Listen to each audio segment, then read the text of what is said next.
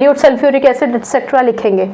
Otherwise अगर आपको आधी इक्वेशन दे रखी है तो वो आपको ऐसे लिखकर दिखाएंगे, ठीक। AQ इसका मतलब होता है एक्वस। हमेशा याद रखिए कि जितने भी मेटल्स होते हैं वो डाइल्यूट फॉर्म ऑफ एसिड से रिएक्ट करते हैं। Dilute sulphuric acid, dilute hydrochloric acid, dilute very dilute nitric acid, ठीक है ना।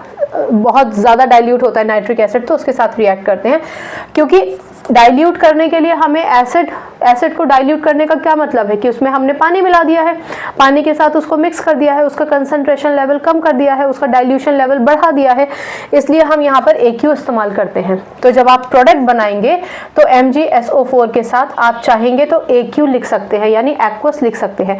इसका मतलब ये हुआ कि मेटल को जिस सल्फ्यूरिक एसिड में आपने डाला था, क्योंकि वो डाइल्यूट था और डाइल्यूट पानी के एडिशन से होता है, इसका मतलब ये भी डाइल्यूट ही होगा प्रोडक्ट। और इस H2 के आगे आप G दिखा सकते हैं। G का मतलब होता है गैस, यानी गैसियस फॉर्म में हाइड्रोजन रिलीज होती है।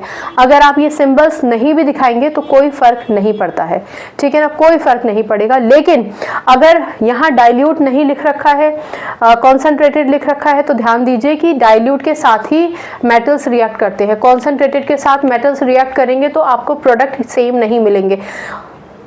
कॉन्सेंट्रेटेड के साथ कोई भी एलिमेंट कैसे रिएक्ट करता है उसको हम सेपरेट लेक्चर में पढ़ेंगे।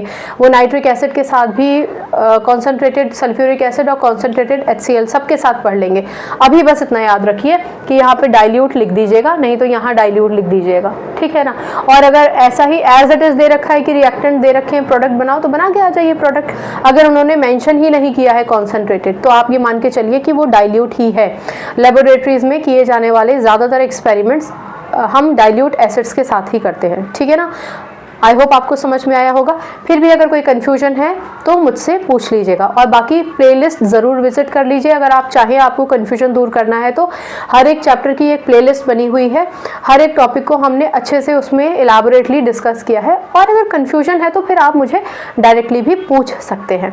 बाकी केमिस्ट्री से अपनी केमिस्ट्री अच्छी बनाइए, शिक्षा ले आइए। अगली बार मिलने तक अपना ख्याल रखिए, खुश रहिए, सकारात्मक रहिए। नमस्कार।